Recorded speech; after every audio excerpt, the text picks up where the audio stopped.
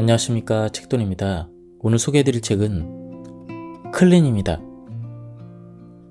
저자는 알레한드로 융거, 출판사는 샘 앤 파커스입니다.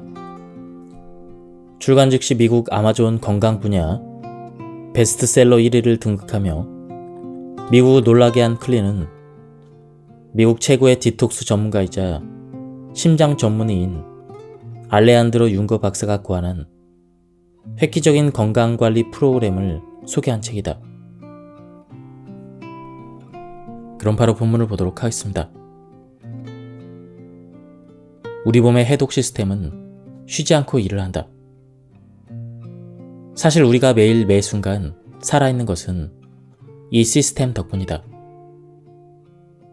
만일 이 정교한 시스템이 작동하지 않는다면 노폐물이 쌓여서 병에 걸리고 결국은 죽게 될 것이다.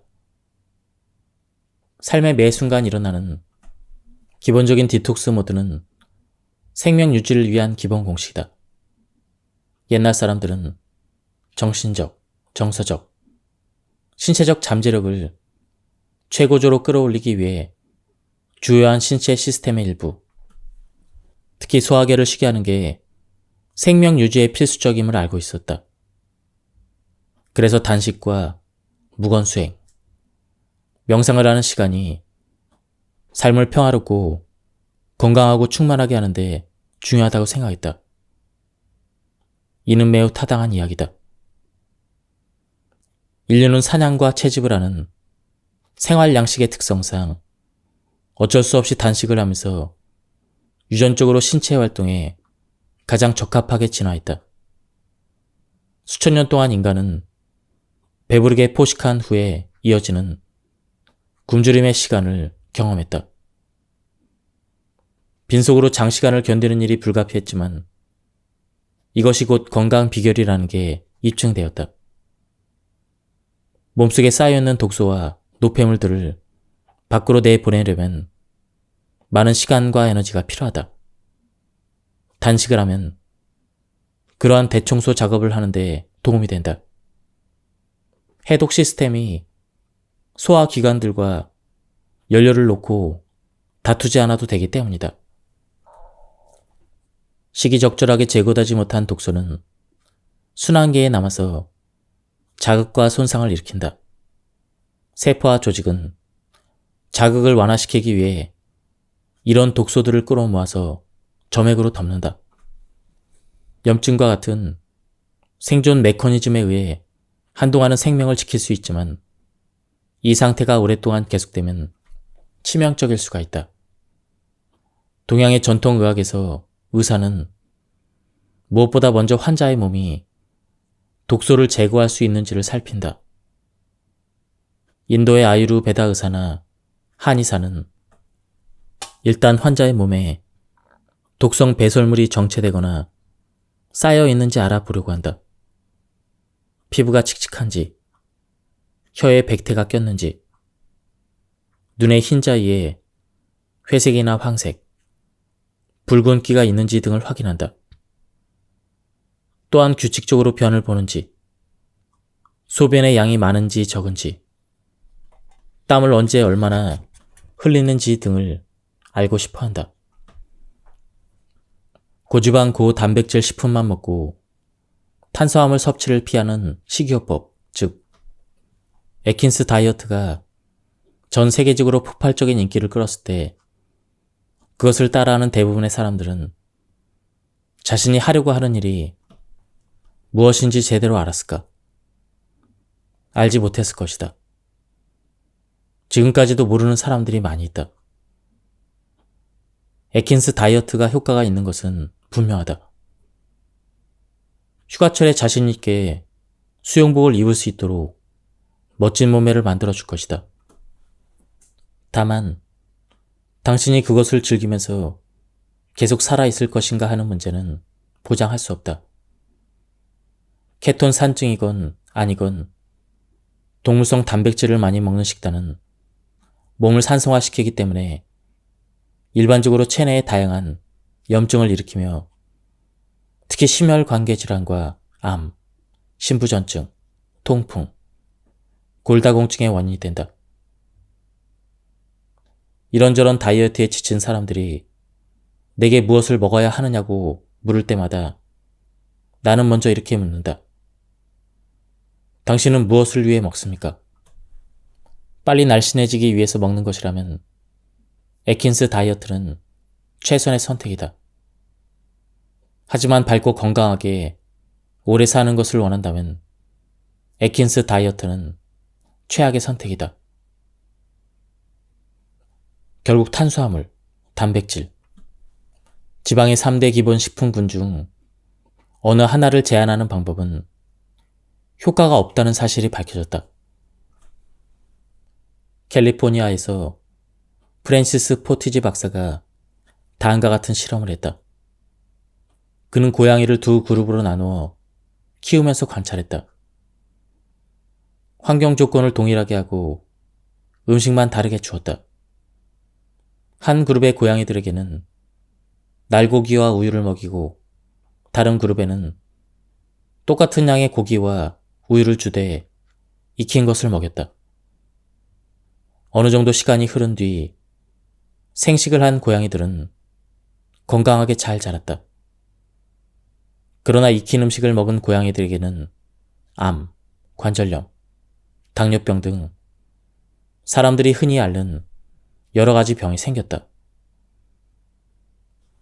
일정 기간 동안 생식만 하는 것은 주스 단식, 물 단식보다 어렵지 않으면서도 훌륭한 디톡스 방법이다. 하지만 내 경우에는 어느 정도 기간이 지나자 그것을 계속 견뎌낼 수가 없었다. 익힌 음식을 먹고 싶은 욕구가 강하게 들었고 익힌 것을 먹으면 항상 기분이 좋아졌다. 그래서 나는 환자들에게 매일 먹는 식사에서 생식의 비율을 높이는 방법을 권한다. 생식의 비율을 조금만 높여도 혈압과 콜레스테롤 수치가 자연스럽게 낮아진다는 사실이 입증된 바가 있다. 생식운동의 개념을 한 차원 끌어올린 것이 바로 살아있는 음식운동이다. 이 관점에서는 단순히 생식을 하는 것으로는 충분하지 않으며 음식은 생명의 기운을 담고 있어야 한다. 수확하고 시간이 너무 오래 경과한 먹을거리는 더 이상 생명의 기운이 없으므로 먹지 말라고 이야기한다.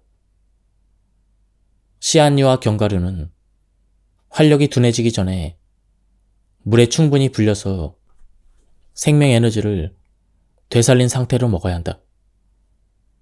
채식주의자들은 생식과 익힌 음식을 모두 먹는다. 그런데 내 생각에는 어느 정도 시간이 흐른 뒤에는 채식을 중단해야 한다. 무작정 채식을 하다가 오히려 건강에 문제가 생기는 사람들이 많기 때문이다. 비타민 B와 같은 몇몇 영양소들은 식물에서 얻기가 어렵기 때문에 채식을 하면서 필요한 모든 영양소를 얻으려면 좀 더 조심스럽게 접근해야 한다.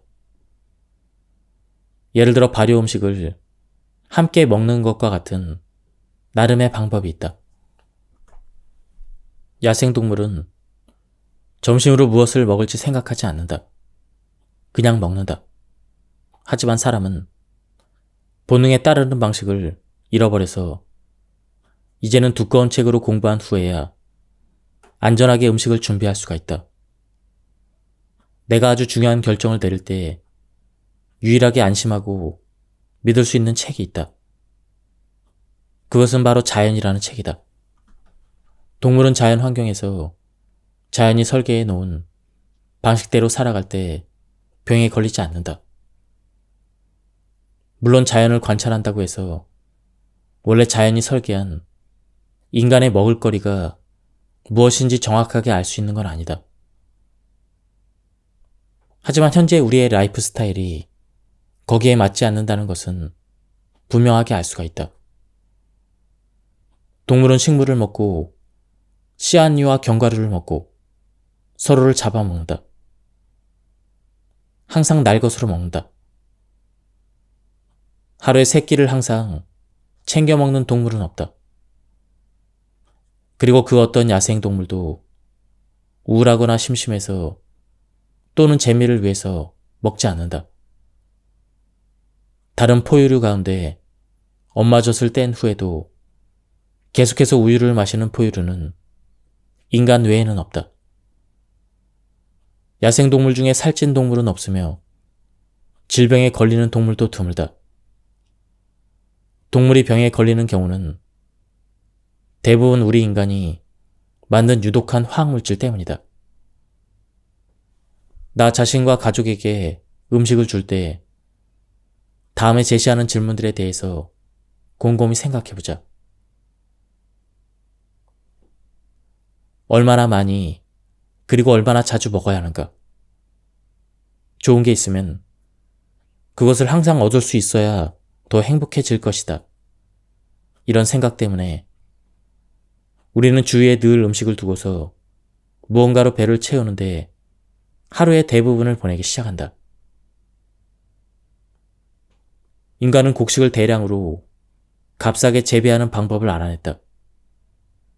하루에 3번 먹는 것을 당연하게 여기지만 그것은 사회적인 통념에 불과하다. 우리가 자연적으로 해독하는 능력이 부족해진 것은 소화기관에 휴식을 주지 않고 끊임없이 먹는 습관에서 비롯되는 것인지도 모른다. 어디에서 먹을 거리를 사야 하는가? 현실성 있는 가장 좋은 식품 구입처는 현지의 농장주들이 여는 지역 재래시장이다. 현지의 농장주들은 계절에 맞는 식품을 판매한다. 이는 야생에서 동물들이 먹는 방식과 같다. 그 다음으로는 슈퍼마켓에서 유기농 식품을 사는 것을 추천한다. 그런데 유기농이라는 단어가 여러 가지 의미로 쓰이고 있고 교묘한 라벨 표시 탓에 약간의 혼동이 있을 수가 있다. 하지만 진짜 유기농 식품을 구입한다면 앞에서 설명한 많은 유독성 화학물질을 피할 수가 있다. 우리가 먹는 식품은 무엇을 먹었을까? 영양소 결핍의 발단은 먹이사슬의 초기 단계에 있다. 식물을 재배하는 땅에 무기질이 고갈된 경우가 바로 그것이다. 식량의 대량 생산은 토지의 남용으로 이어져서 비료를 뿌려도 효과가 별로 없다. 채소와 과일 같은 필수식품은 영양이 떨어지게 되었다. 예전에 비옥하고 좋은 토양에 풍부했던 무기질이 이제는 부족하기 때문이다. 척박해진 토양은 지구가 소리 없이 겪고 있는 위기 중의 하나이다.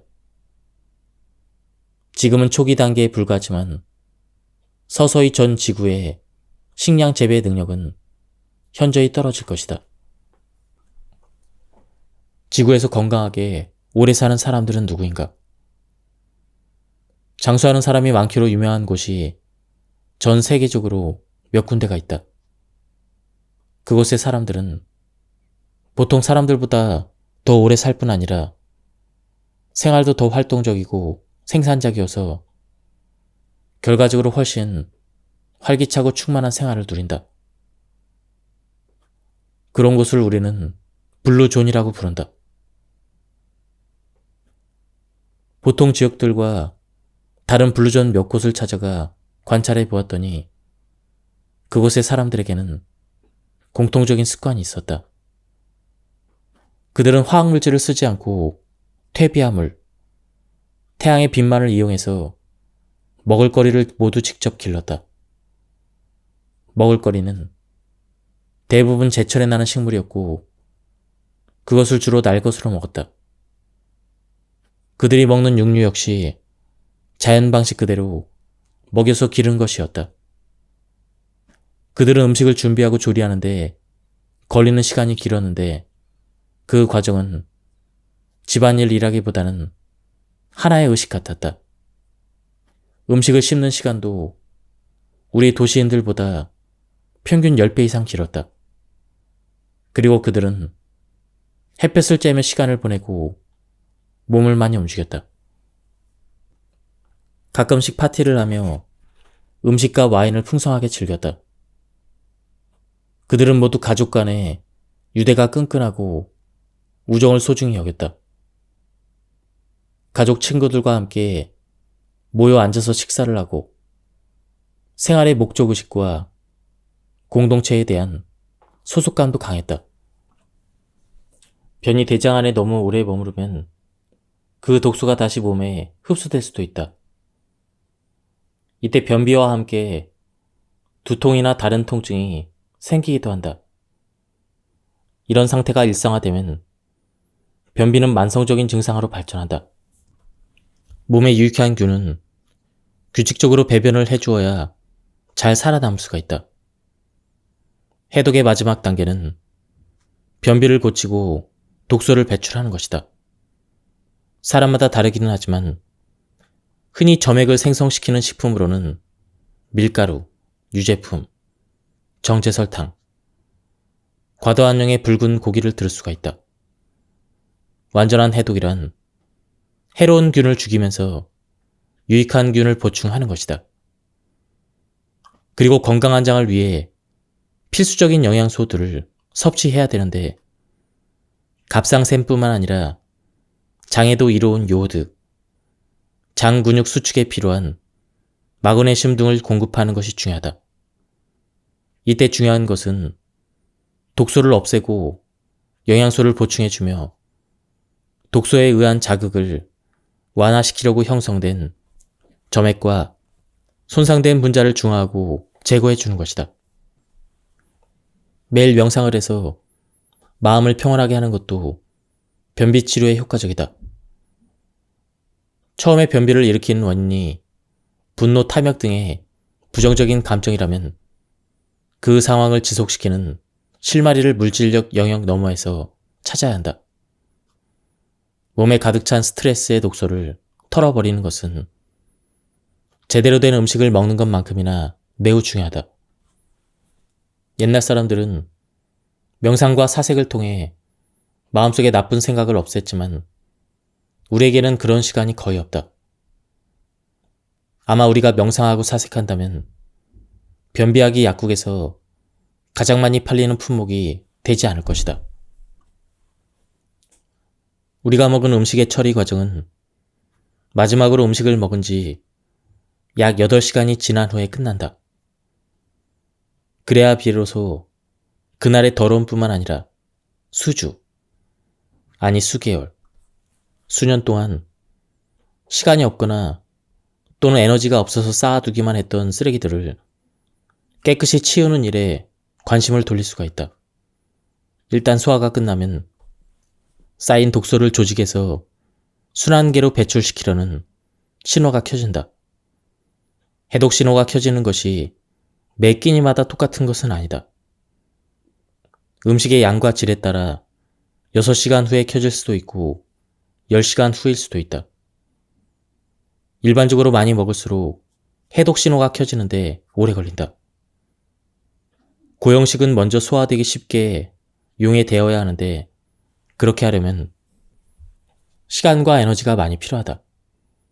유동식은 사실상 이미 흡수될 준비가 되어 있기 때문에 분해될 필요도 없고 따라서 에너지 지출도 줄일 수가 있다. 또한 조리된 음식을 먹으면 해독 신호가 좀 더 지체된다. 어떤 음식이든 48도 이상으로 가열하면 그 안에 들어있던 효소가 파괴되기 때문이다. 효소는 소화에서 가장 중요한 요소로 효소를 대량으로 만들어내려면 너무 많은 에너지가 필요하기 때문에 자연은 그것을 이미 만들어서 우리에게 공급해준다. 익히지 않은 채소, 과일, 견과류, 씨앗류에는 소화에 필요한 효소가 이미 들어있다. 그러니 그런 식품을 조리하면 중요한 자원을 버리는 것이나 다름없다. 효소를 직접 만드는 것부터 시작하려면 소화에 필요한 에너지가 늘어나서 해독은 자연히 미뤄진다. 물 단식은 가장 집중적으로 해독할 수 있는 방식이기 때문에 예수와 부처를 포함하여 많은 영적 지도자들이 이용했다. 물만 먹기 때문에 일단 해독 모드에 들어간다는 신호가 들어오면 몸속의 조직은 독소와 점액을 순환계로 계속 배출하면서 멈추지 않는다. 실제로 시간이 갈수록 배출 작용은 더욱 왕성해진다. 옛날에는 주로 영적인 이유 때문에 이 방법을 썼다.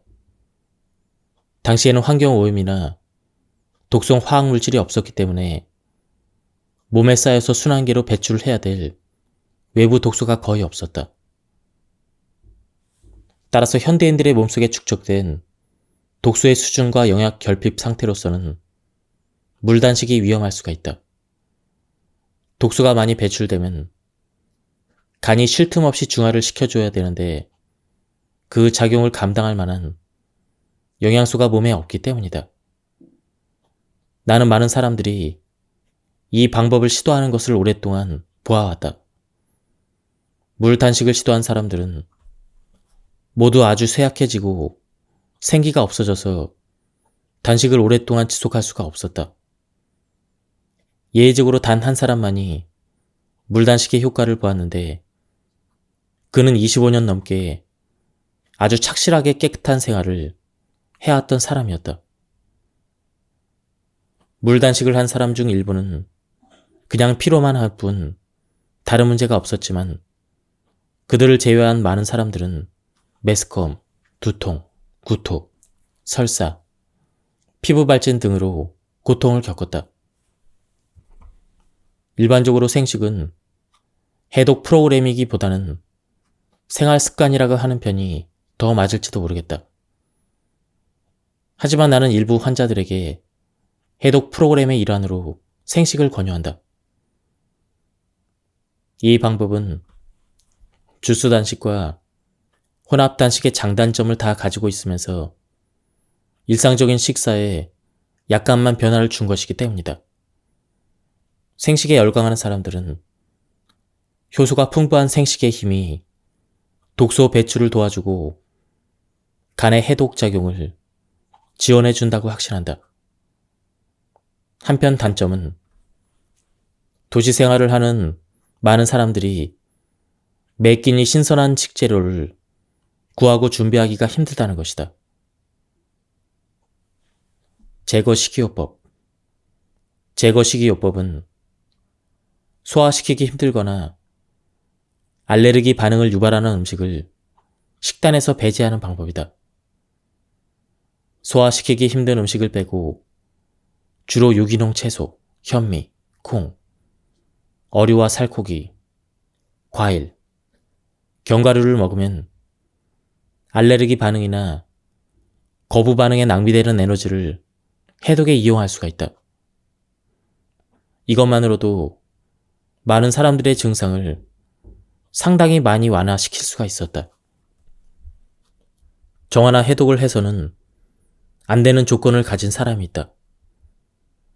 다음 항목 중 하나라도 해당되는 사람은 프로그램을 진행해서는 안 된다.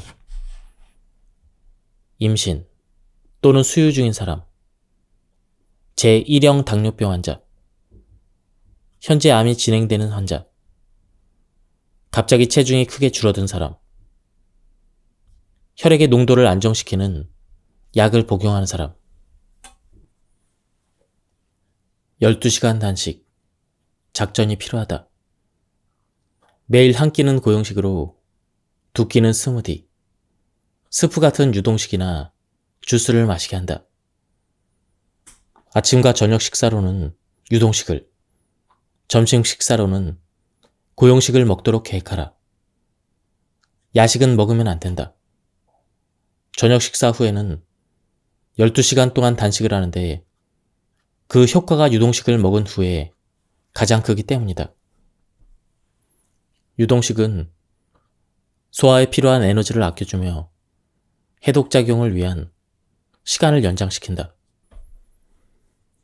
하지만 일정을 바꿀 수 없는 사업상의 식사 약속이나 사교 모임이 저녁에 있다면 아침과 점심에 스무디나 주스, 스프를 먹고 저녁 식사로 그날의 고용식을 먹도록 한다. 점심과 저녁을 바꾸는 것이다. 그 다음 날에는 다시 점심에 고용식을 먹는다. 12시간 단식을 꼭 기억하길 바란다. 해독 신호는 마지막 식사를 마친 뒤에 약 8시간 지난 뒤에 켜지고 해독작용이 잘 이루어지려면 적어도 4시간이 더 필요하다. 늦은 밤에 위를 가득 채우고 다음날 아침 일찍 식사를 한다면 당신의 몸은 음식을 소화시키는데 기진맥진해서 해독작용을 할 틈이 없다. 3주 동안은 매일 밤 약간 일찍 잠자리에 드는 것이 낫다. 아침 식사는 문자 그대로 지난 밤부터 계속된 단식을 중단하는 것이다. 실제로 클린 프로그램을 하지 않더라도 저녁 식사를 좀 더 가볍게 하고 다음날 아침까지 12시간 동안 아무것도 먹지 않고 소화기관을 쉬게 해준다면 더 활기 있고 전반적으로 건강해지는 것을 깨닫게 될 것이다. 클린을 하는 동안 당신은 깊은 곳까지 정화가 되도록 저녁 식사로 유동식을 먹고 다음날 아침까지 적어도 12시간은 아무것도 먹지 말아야 한다. 저녁 식사를 마친 시간이 저녁 7시라면 아침 식사는 아침 7시 이후에 시작해야 한다. 마찬가지로 저녁 식사를 마친 시간이 밤 11시라면 다음 식사 시간은 오전 11시 이후여야 한다. 모든 유동식 마실거리에는 영양소와 효소 함량을 최대한 높이기 위해 재료를 익히지 않고 날것으로 사용한다. 심지어 수프도 가열하지 않고 채소즙을 섞어서 만들어낸다. 필요하다면 간식을 먹을 수도 있다. 생채소와 블루베리나 리즈베리 같은 신선한 과일이 가장 좋다. 단 과일을 먹을 때는 비교적 당분이 적은 것으로 선택해야 한다. 약간의 아몬드나 브라질 너트도 좋다. 배가 고파서 참을 수 없을 지경이라면 끼니로 먹었던 스무디를 조금 더 먹을 수도 있다. 그러나 고용식이든 유동식이든 늦은 밤에는 먹지 않아야 한다. 특히 저녁 식사 후에 출출하다면 그냥 일찍 잠자리에 들어 다음날 아침까지 참도록 한다.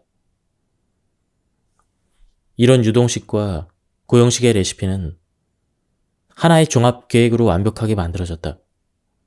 이 음식들은 3주 동안 성공적으로 해독 작용을 수행하는데 꼭 필요한 모든 영양소를 공급할 것이다. 이 말은 한 가지만 계속 먹지 말고 레시피를 다양하게 바꿔가면서 먹는 게 더 좋다는 뜻이다. 다양하게 변화를 주면 클린 프로그램이 더욱 즐거워질 것이다. 그리고 중요한 것이 또 있다. 미각을 되살리는 것이다. 신선한 채소를 다양하게 맛보다 보면 장기적으로 건강한 식이요법의 중요한 초석이 될 새로운 재료와 그것들의 고유한 맛에 흠뻑 빠질 수가 있다. 과일과 채소 통조림에는 일반적으로 방부제가 들어있고 때때로 과당이 높은 콘시럼이나 소금이 들어있을 수가 있다. 따라서 그런 통조림은 반드시 피한다. 하지만 냉동과일, 특히 유기농 냉동과일류는 유동식을 만들 때 써도 된다. 레시피를 선택할 때는 융통성을 발휘하자. 개인적인 취향과 주변 환경에 따라 달라질 수밖에 없다. 예를 들어 추운 겨울 아침에 얼음이 들어간 과일 스무디보다는 여러 가지 채소가 섞인 수프가 더 당길 수가 있다. 유동식은 물구수로 해독 효과가 강해지고 여러 가지가 섞인 스프보다는 주스가 해독 작용을 약간 더 촉진시킨다. 식사 시간이 되었는데 먹고 싶은 생각이 들지 않다 해도 끼니를 거르지 말아야 한다. 최소한 원래 먹던 분량의 절반이라도 먹어둬야 한다. 해독작용을 계속 유지하려면 영양소가 필요하기 때문이다. 고용식인 점심을 준비할 때는 제거 식이요법에서 알려준 먹어야 할 것과 먹지 말아야 할 것에 목록을 냉장고 문 앞에 붙여두고 먹지 말아야 할 것을 먹지 않도록 주의한다.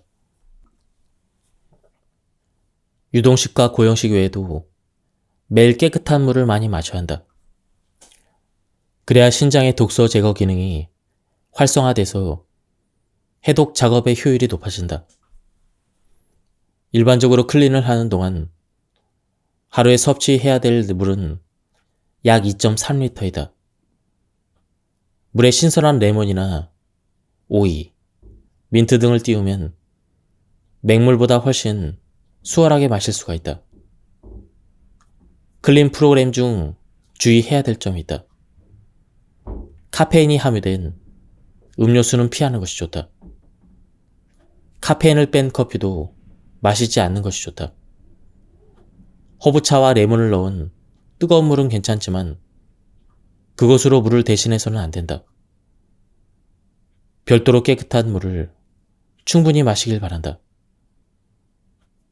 시중에서 파는 과일 주스나 저칼로리 탄산수, 천연 탄산수, 에너지 음료도 안 된다. 소다수는 몸의 산도를 높이기 때문에 이것 역시 제외시키는 것이 현명하다. 무엇을 마셔도 되는지 잘 모르겠다면 한 가지만 기억하자. 생수를 제외하고 슈퍼마켓에서 파는 것, 라벨이 붙은 병에 들어있는 것을 다 피하면 된다. 운동은 효과를 극대화시킨다. 운동은 혈액과 림프의 순환을 증진시키고 땀이 나게 해서 피부를 통한 배출도 원활하게 한다. 또한 장을 자극해서 배설을 원활하게 해준다. 알다시피 운동을 하면 칼로리가 소모되고 호흡이 더 깊어지면서 온몸에 산소가 충분히 공급된다. 하지만 신체적인 효과 외에도 운동은 마음의 긴장과 스트레스를 줄여주며 지금 이 순간을 깨닫게 해준다. 끝으로 중요한 것은 운동을 하면 엔돌핀이 분비된다는 것이다. 엔돌핀은 스트레스와 걱정을 없애주는 자연 해독제로 기분을 좋게 해주는 호르몬이다. 상식적으로 생각해보자. 해독 프로그램을 하는 기간에 마라톤 같은 격렬한 운동은 당연히 안 된다. 특히 처음 며칠은 절대 금물이다. 몸이 무엇을 원하고 있는지, 어떤 기분이 드는지, 어느 정도 익숙해질 때까지는 느린 운동을 해야 하고 점차 운동량을 늘리도록 한다. 처음에는 일상생활 속에서 좀 더 많이 걷고 엘리베이터 대신 계단을 이용하는 정도로 시작할 수가 있다. 운동 시간을 늘리면 신진대사가 빨라지고 체중 감소에도 도움이 될 것이다. 과학자들의 논문을 언급하지 않아도 운동이 만성질환을 고치는데 얼마나 큰 도움이 되는지를 알고 있을 것이다. 해독작용에 도움이 많이 되는 운동이 있다. 몸을 비틀고 구부리는 동작이 연달아 있는 하타 요가는 몸의 각 기관들을 마사지하고 그 기능을 제대로 수행하도록 촉진시킨다. 줄넘기와 미니 트램플린처럼 위아래로 뛰는 운동 역시 혈액과 림프의 순환을 자극하기 때문에 해독에 좋다. 몸을 이완시켜주고 영양소를 원활하게 공급해주는 것 외에도 마사지는 림프 순환을 도와서 독소 배출을 향상시킨다. 림프는 림프절을 통해 노폐물과 찌꺼기, 독소, 병든 세포 등을 운반하는 액체이다. 이 치유부서는 병든 세포를 제거하고 바이러스나 박테리아와 싸우면서 필터 역할을 한다. 해독에 가장 좋은 것은 조직 깊숙한 곳까지 마사지를 해주는 것이지만 마사지라면 어떤 것이든 클린에 도움이 된다. 독소 배출의 필수 요소인 장과 신장의 기능이 정상적이고 기본적인 운동을 꾸준히 하는 사람이라면 누구나 클린 프로그램을 성공적으로 마칠 수가 있다. 클린 프로그램을 시작하고 처음 며칠이 지나면 컨디션이 좋아지고 몸이 가벼워졌다는 느낌이 든다. 이처럼 하루 두 끼는 유동식이나 주스로, 한 끼는 고용식으로 먹는 것이 기분 좋게 만들어준다는 것을 알게 되면 마음의 저항이 사라진다. 클린 프로그램 중에 부딪히는 배고픔은 장애가 아니다. 배고픔은 사실상 훌륭한 기회다. 자신에게 배고픔이 어떤 의미인지를 다시 생각해 본다는 것은 아주 중요한 일이며 어쩌면 인생을 바꿀 수 있는 일이기도 하다.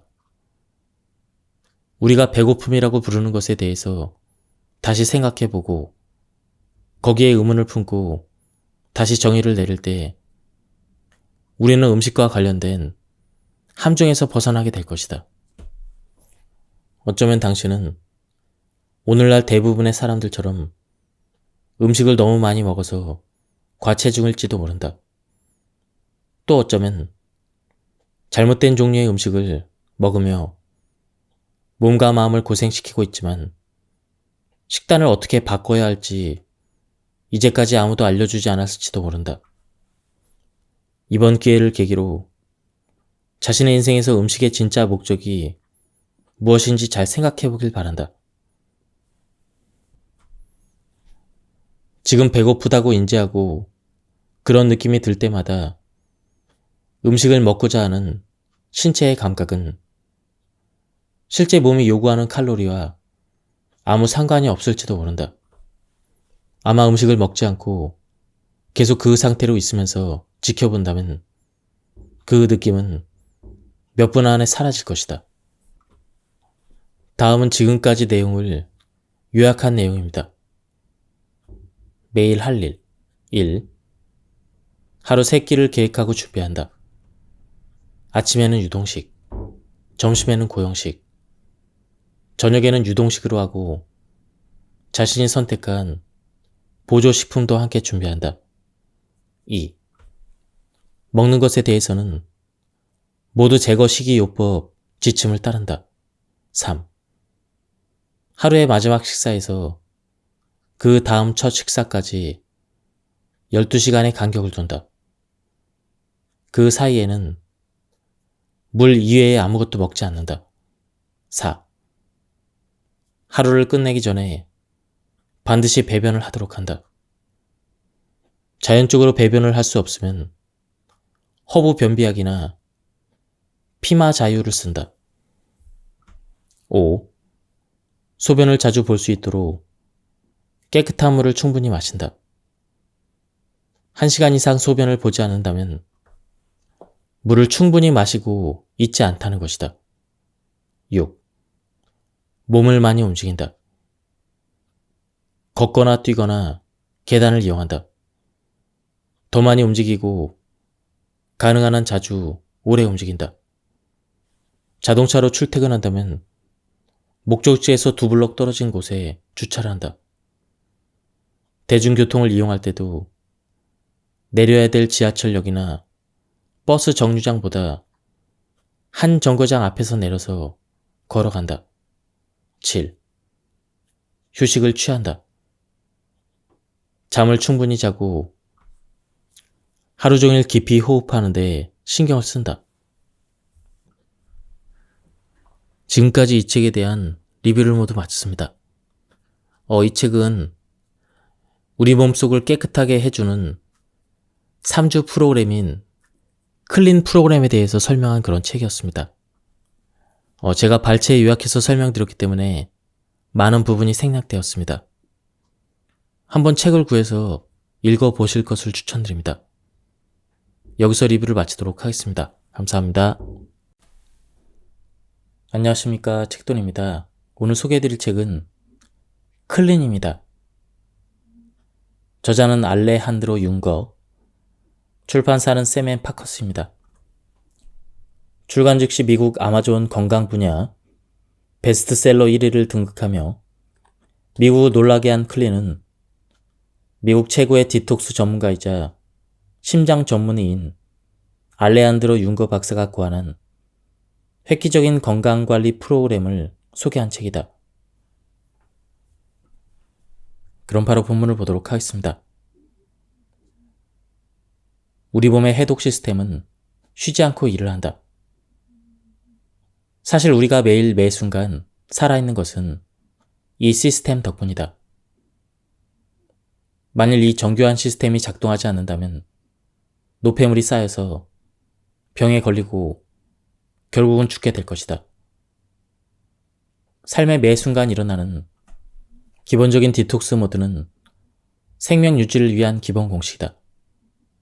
옛날 사람들은 정신적, 정서적, 신체적 잠재력을 최고조로 끌어올리기 위해 주요한 신체 시스템의 일부, 특히 소화계를 쉬게 하는 게 생명 유지에 필수적임을 알고 있었다.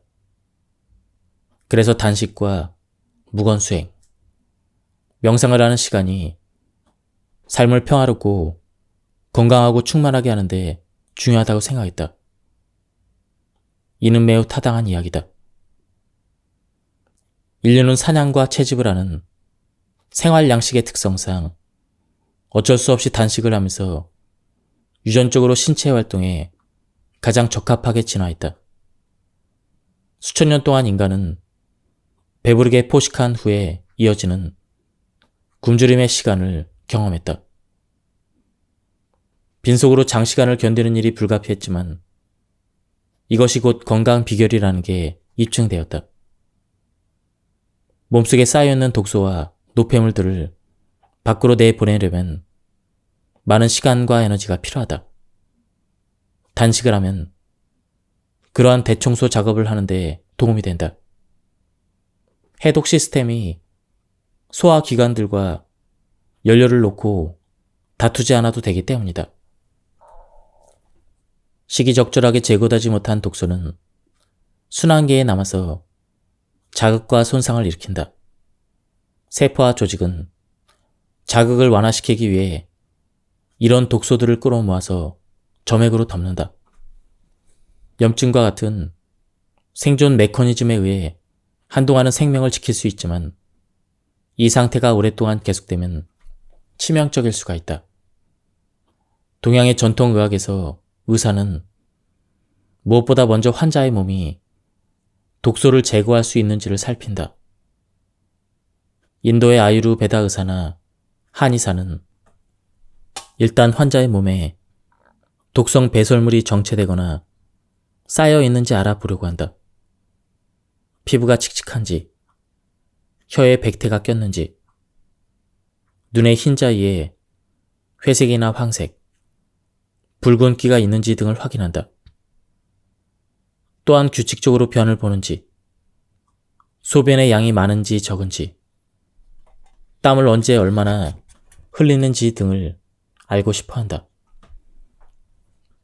고지방 고단백질 식품만 먹고 탄수화물 섭취를 피하는 식이요법, 즉 애킨스 다이어트가 전 세계적으로 폭발적인 인기를 끌었을 때 그것을 따라하는 대부분의 사람들은 자신이 하려고 하는 일이 무엇인지 제대로 알았을까?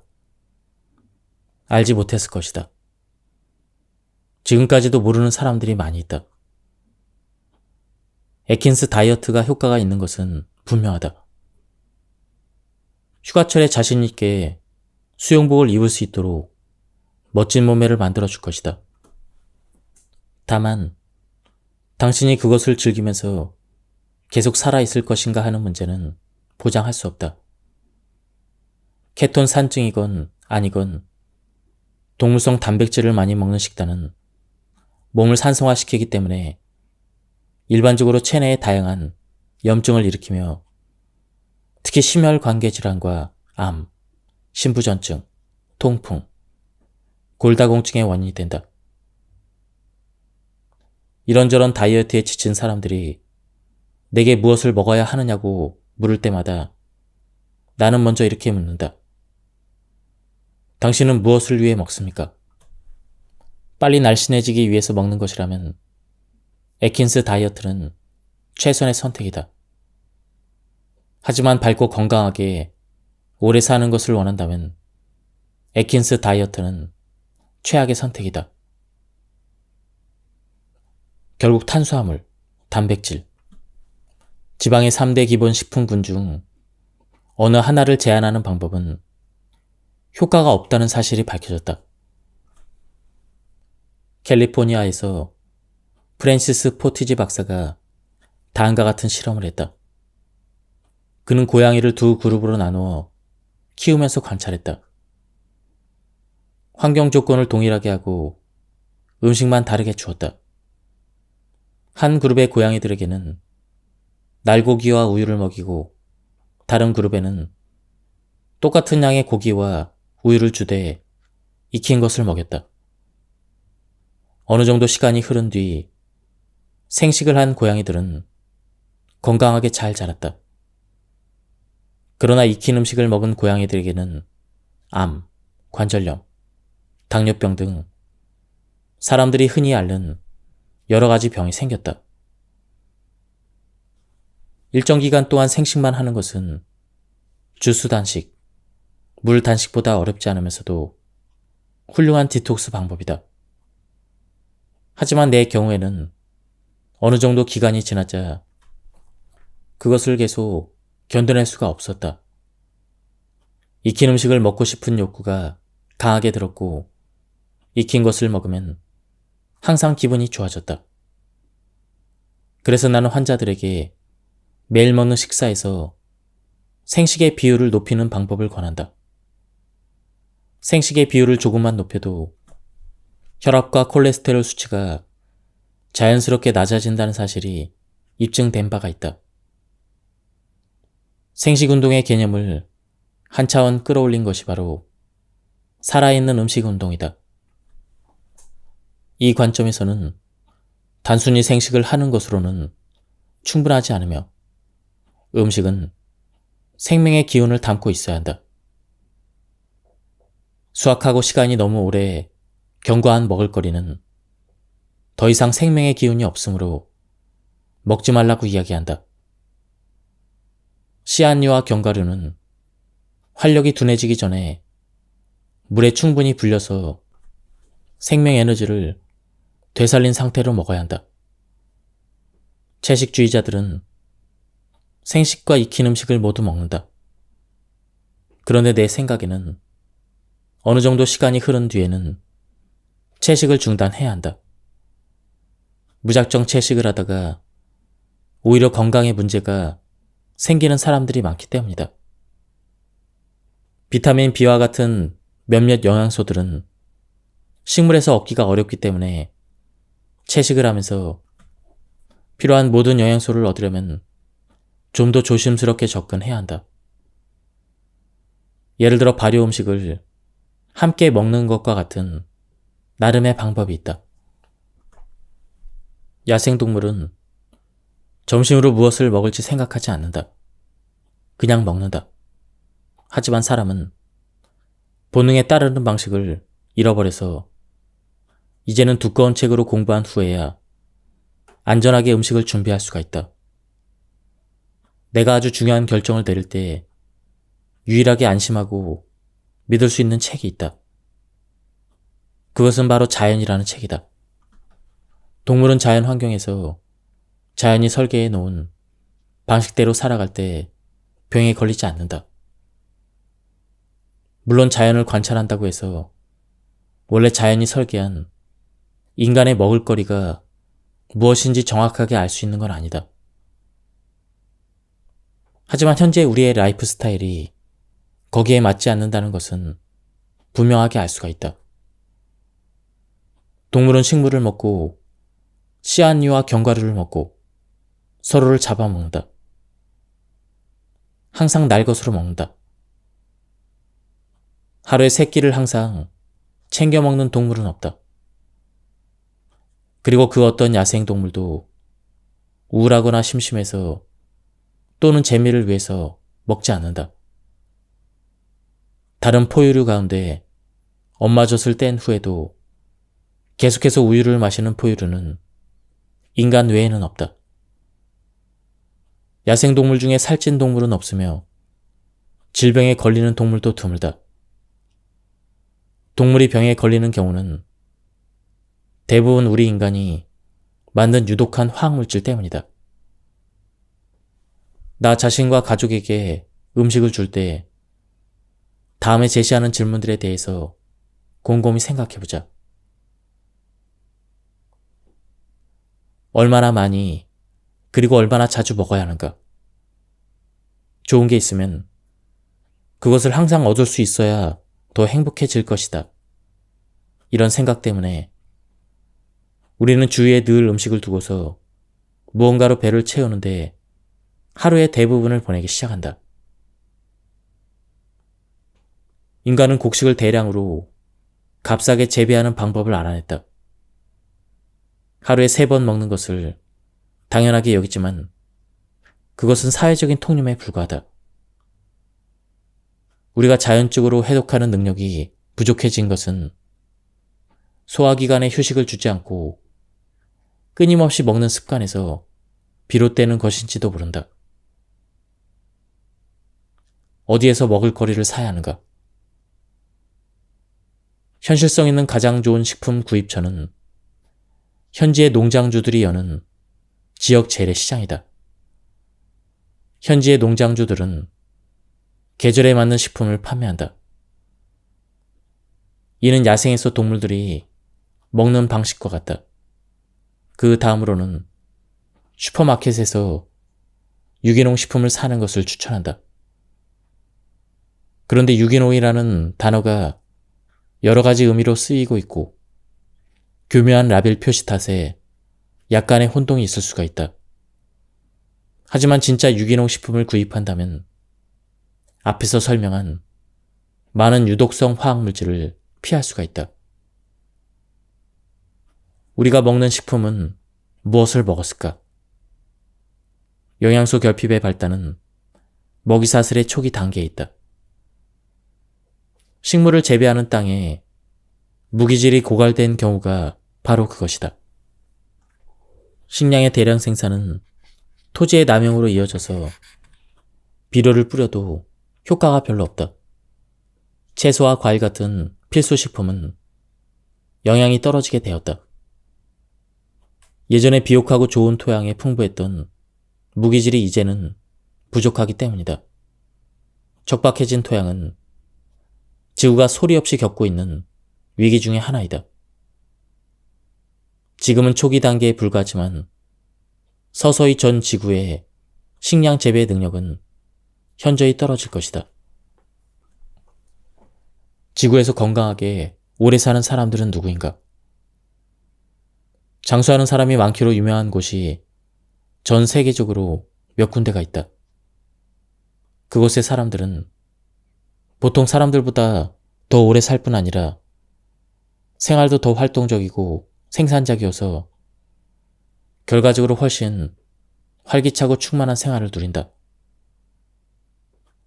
그런 곳을 우리는 블루존이라고 부른다. 보통 지역들과 다른 블루존 몇 곳을 찾아가 관찰해 보았더니 그곳의 사람들에게는 공통적인 습관이 있었다. 그들은 화학물질을 쓰지 않고 퇴비화물, 태양의 빛만을 이용해서 먹을거리를 모두 직접 길렀다.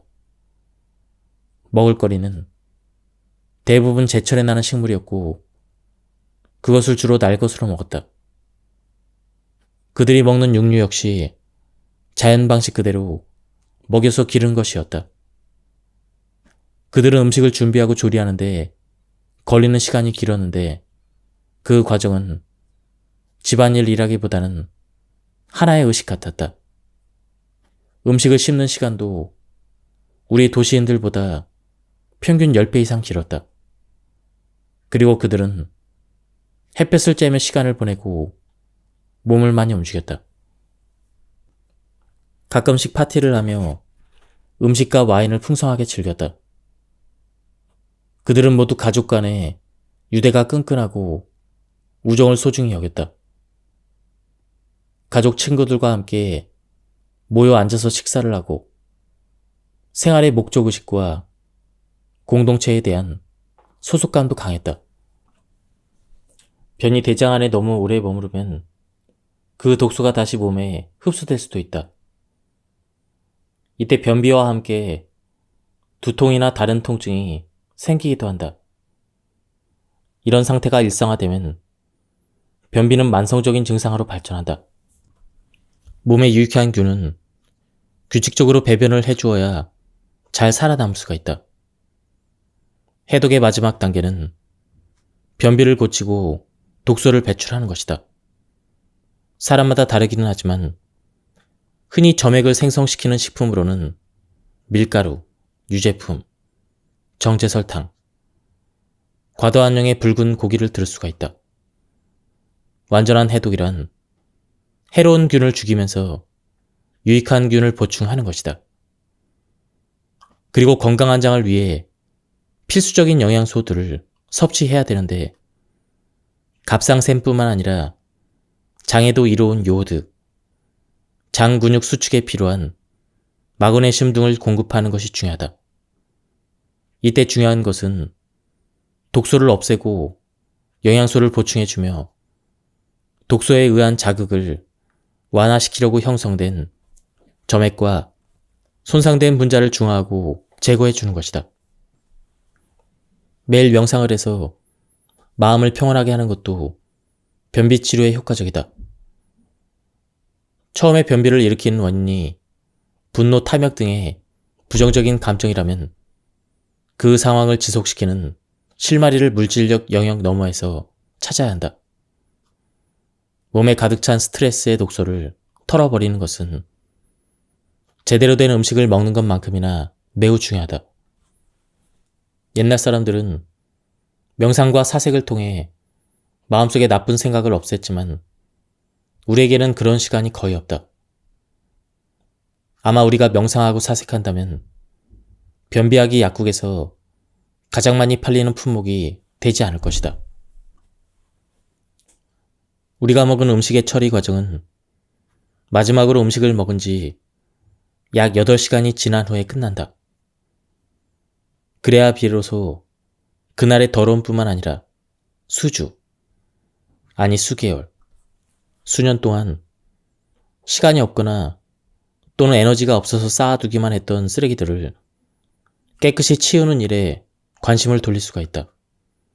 일단 소화가 끝나면 쌓인 독소를 조직에서 순환계로 배출시키려는 신호가 켜진다.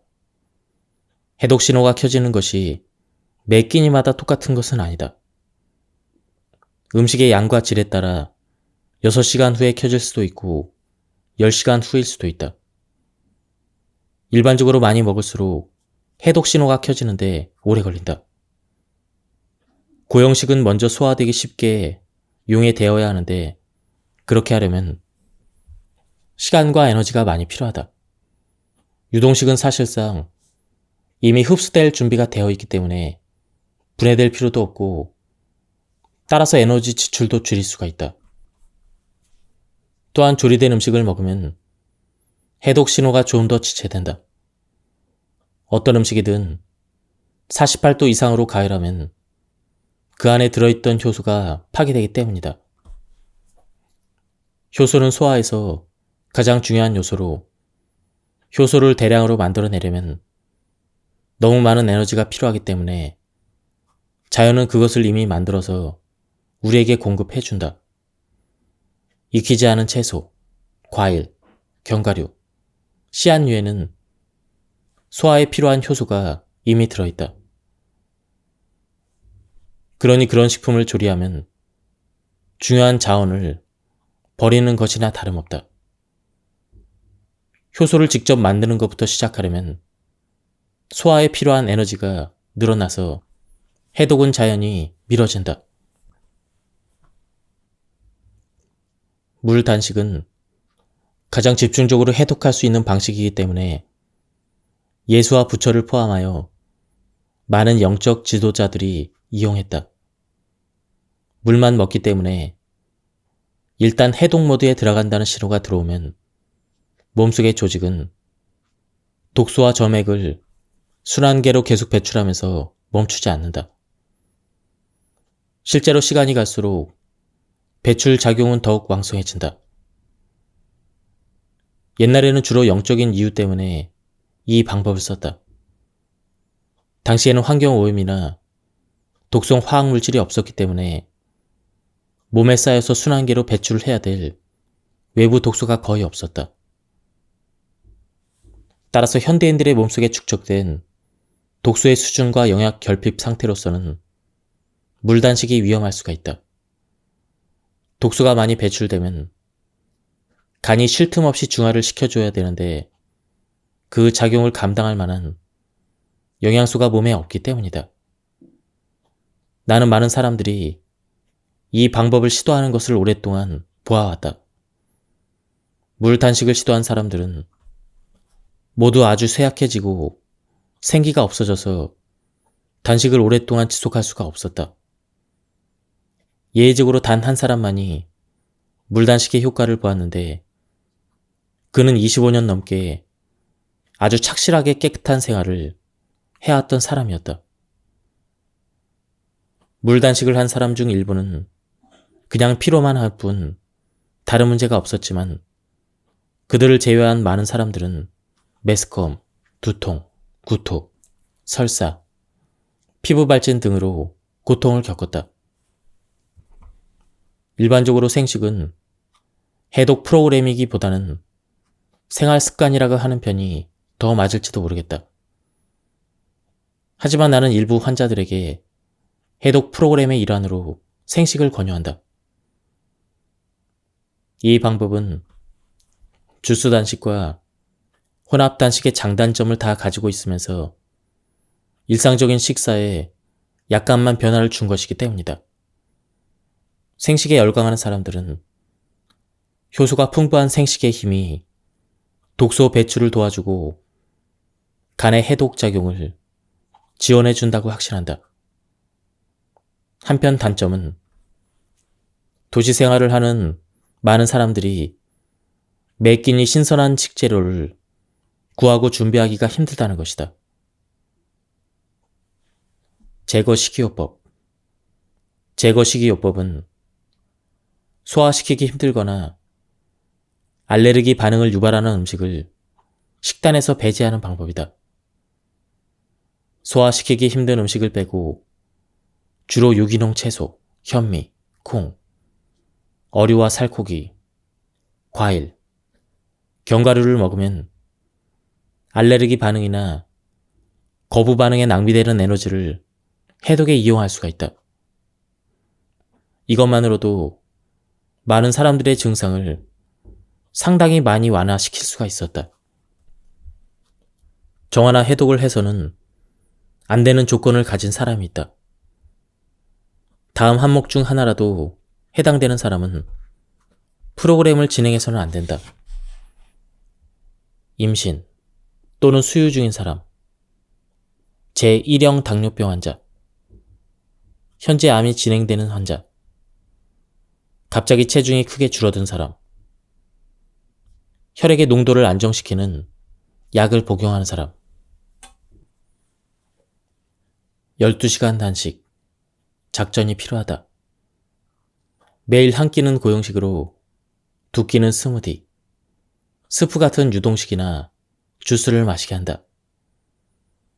아침과 저녁 식사로는 유동식을, 점심 식사로는 고용식을 먹도록 계획하라. 야식은 먹으면 안 된다. 저녁 식사 후에는 12시간 동안 단식을 하는데 그 효과가 유동식을 먹은 후에 가장 크기 때문이다. 유동식은 소화에 필요한 에너지를 아껴주며 해독작용을 위한 시간을 연장시킨다. 하지만 일정을 바꿀 수 없는 사업상의 식사 약속이나 사교 모임이 저녁에 있다면 아침과 점심에 스무디나 주스, 스프를 먹고 저녁 식사로 그날의 고용식을 먹도록 한다. 점심과 저녁을 바꾸는 것이다. 그 다음 날에는 다시 점심에 고용식을 먹는다. 12시간 단식을 꼭 기억하길 바란다. 해독 신호는 마지막 식사를 마친 뒤에 약 8시간 지난 뒤에 켜지고 해독작용이 잘 이루어지려면 적어도 4시간이 더 필요하다. 늦은 밤에 위를 가득 채우고 다음날 아침 일찍 식사를 한다면 당신의 몸은 음식을 소화시키는데 기진맥진해서 해독작용을 할 틈이 없다. 3주 동안은 매일 밤 약간 일찍 잠자리에 드는 것이 낫다. 아침 식사는 문자 그대로 지난 밤부터 계속된 단식을 중단하는 것이다. 실제로 클린 프로그램을 하지 않더라도 저녁 식사를 좀 더 가볍게 하고 다음날 아침까지 12시간 동안 아무것도 먹지 않고 소화기관을 쉬게 해준다면 더 활기 있고 전반적으로 건강해지는 것을 깨닫게 될 것이다. 클린을 하는 동안 당신은 깊은 곳까지 정화가 되도록 저녁 식사로 유동식을 먹고 다음날 아침까지 적어도 12시간은 아무것도 먹지 말아야 한다. 저녁 식사를 마친 시간이 저녁 7시라면 아침 식사는 아침 7시 이후에 시작해야 한다. 마찬가지로 저녁 식사를 마친 시간이 밤 11시라면 다음 식사 시간은 오전 11시 이후여야 한다. 모든 유동식 마실거리에는 영양소와 효소 함량을 최대한 높이기 위해 재료를 익히지 않고 날것으로 사용한다. 심지어 수프도 가열하지 않고 채소즙을 섞어서 만들어낸다. 필요하다면 간식을 먹을 수도 있다.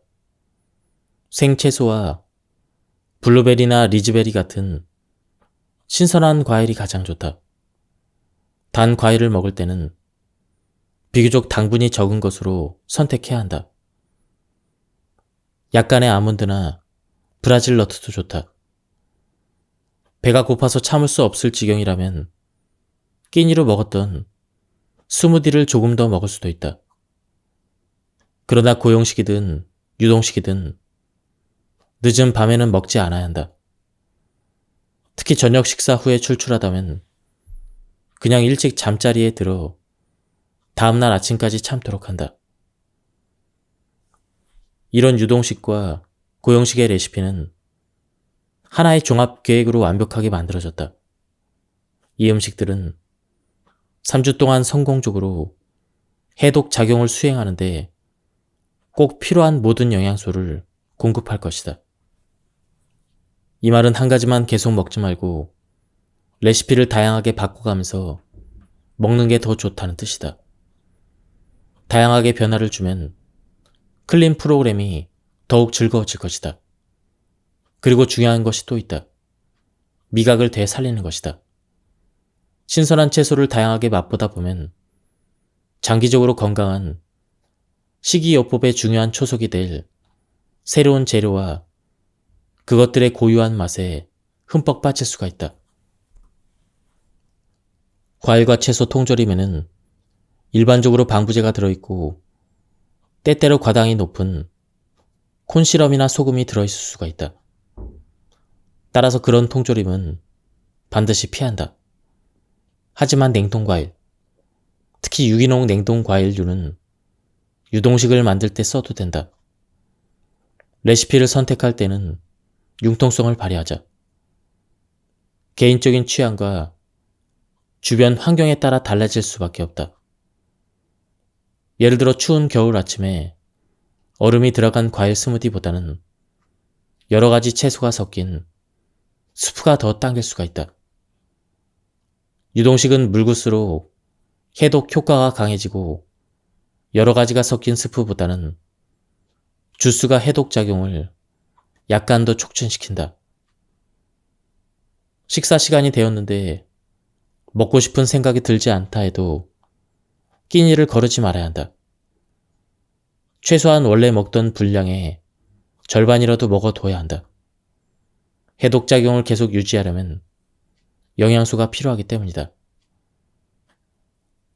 고용식인 점심을 준비할 때는 제거 식이요법에서 알려준 먹어야 할 것과 먹지 말아야 할 것에 목록을 냉장고 문 앞에 붙여두고 먹지 말아야 할 것을 먹지 않도록 주의한다.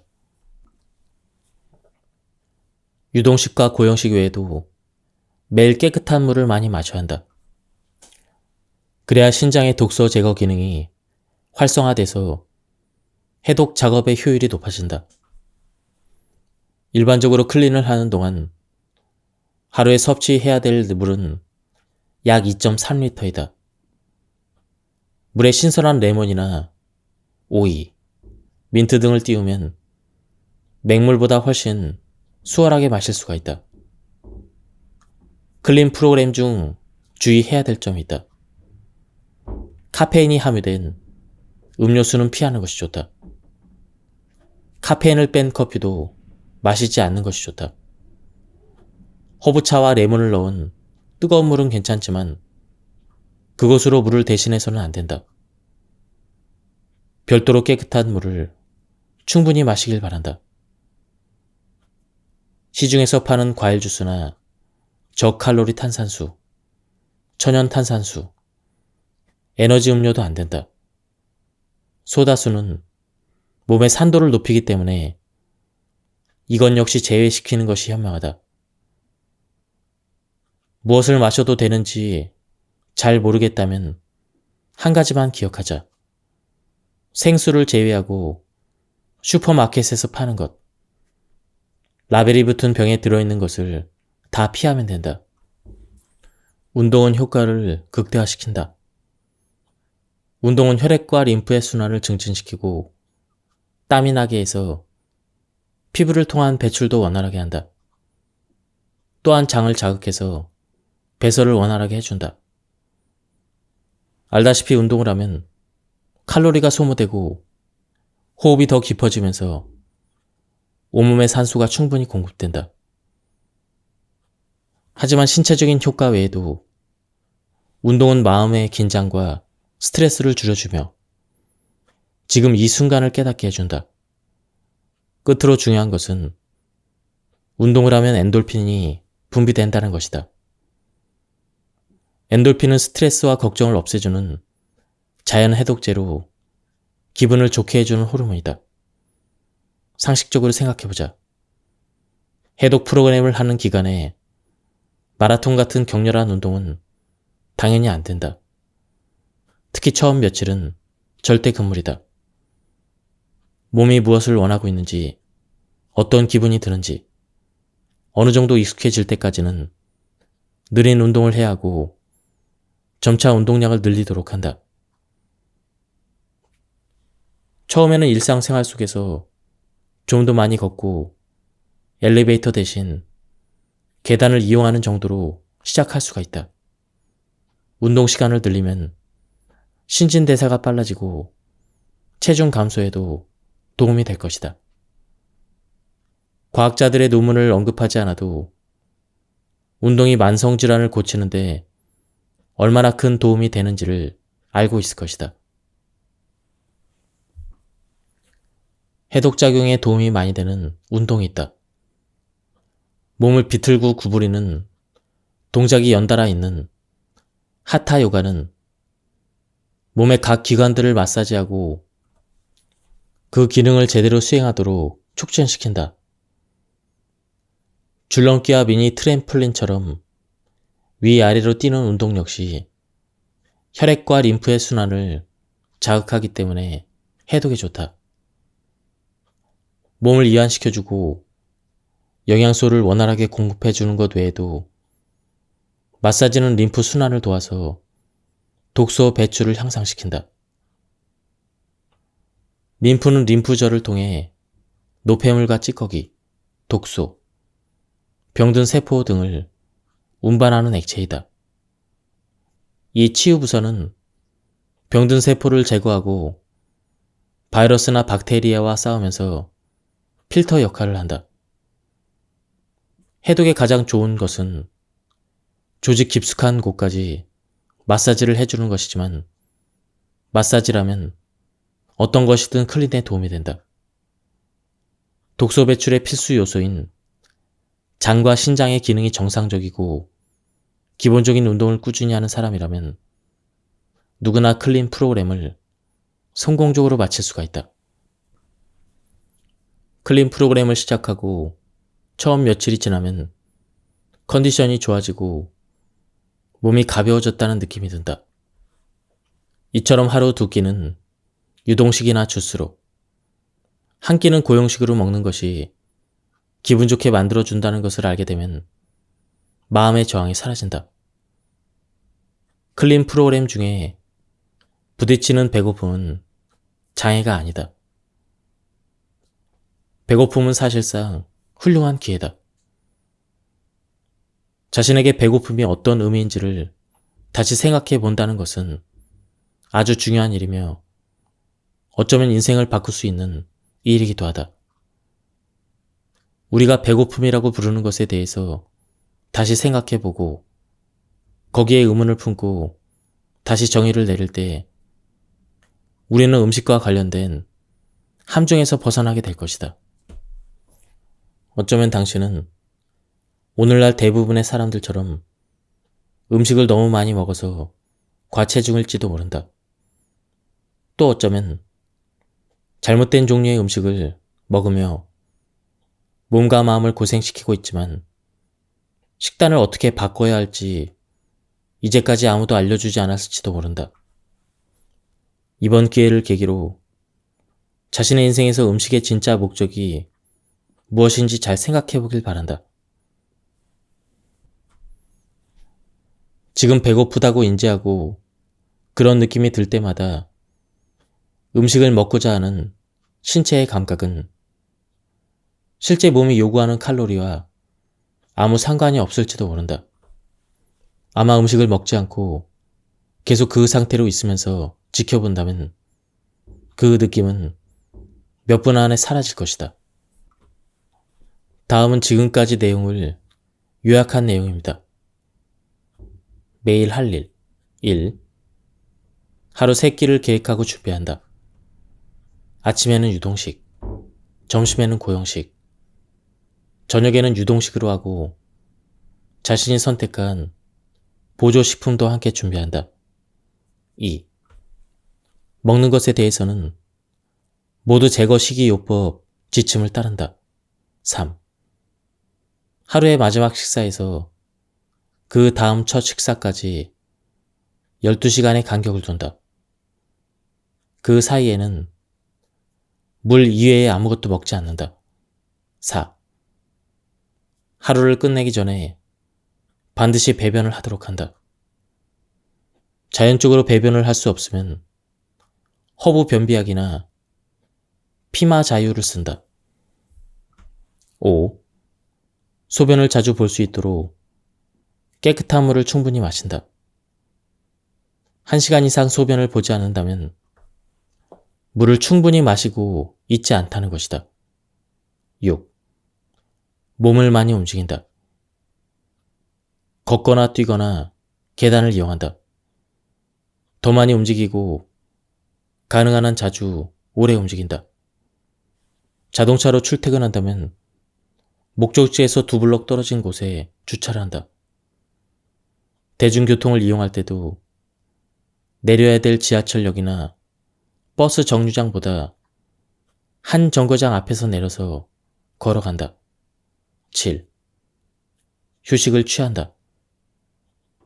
잠을 충분히 자고 하루 종일 깊이 호흡하는 데 신경을 쓴다. 지금까지 이 책에 대한 리뷰를 모두 마쳤습니다. 이 책은 우리 몸속을 깨끗하게 해주는 3주 프로그램인 클린 프로그램에 대해서 설명한 그런 책이었습니다. 제가 발췌 요약해서 설명드렸기 때문에 많은 부분이 생략되었습니다. 한번 책을 구해서 읽어보실 것을 추천드립니다. 여기서 리뷰를 마치도록 하겠습니다. 감사합니다.